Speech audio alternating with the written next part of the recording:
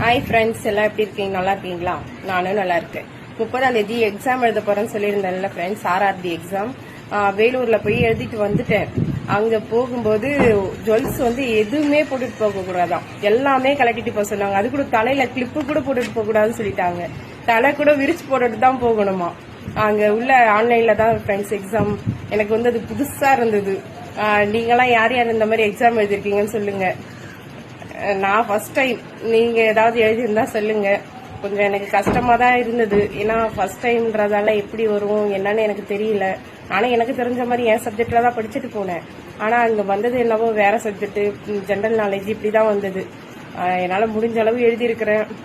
Result வந்தாதான் தெரியும். எல்லாம் நான் நல்லா எழுதியிருக்கணும். ப்ரே பண்ணிக்கோங்க ஃப்ரெண்ட்ஸ். ஓகே, இப்போ நான் சென்னை வந்திருக்கேன், எக்மோர். யார் யாரெல்லாம் எக்மோர்ல இருக்கீங்கன்னு கமெண்ட் பண்ணுங்க. ஓகேவா? Bye.